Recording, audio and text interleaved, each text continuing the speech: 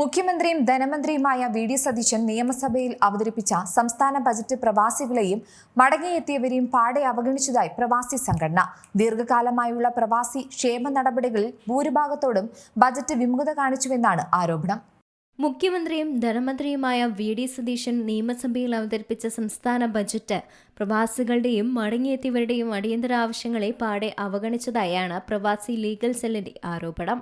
ദീർഘകാലമായുള്ള പ്രവാസി ക്ഷേമ നടപടികളിൽ ഭൂരിഭാഗത്തോടും ബജറ്റ് വിമുഖതയാണ് കാട്ടിയത്. പ്രവാസി ഇൻവെസ്റ്റ്മെന്റ് ട്രസ്റ്റ് ഫണ്ട് പ്രഖ്യാപനം സ്വാഗതാർഹമാണെങ്കിലും ലക്ഷക്കണക്കിന് വരുന്ന പ്രവാസികളുടെ ക്ഷേമ പ്രശ്നങ്ങൾക്ക് ബജറ്റിൽ അർഹമായ പ്രാധാന്യം നൽകിയിട്ടില്ലെന്നാണ് പ്രവാസി സംഘടനകൾ ചൂണ്ടിക്കാട്ടുന്നത്.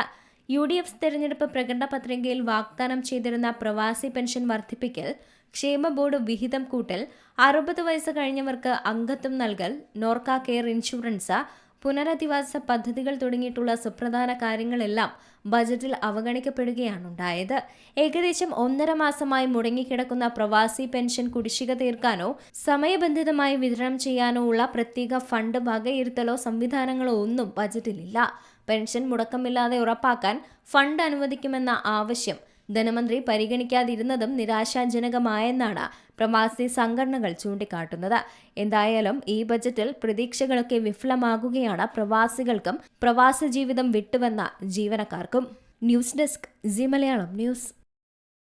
ഏറ്റവും പുതിയ വാർത്തകളും വിശേഷങ്ങളും വിരൽത്തുമ്പിലറിയാൻ സി മലയാളം ന്യൂസ് എല്ലാ ഡിജിറ്റൽ പ്ലാറ്റ്ഫോമുകളിലും ലഭ്യം.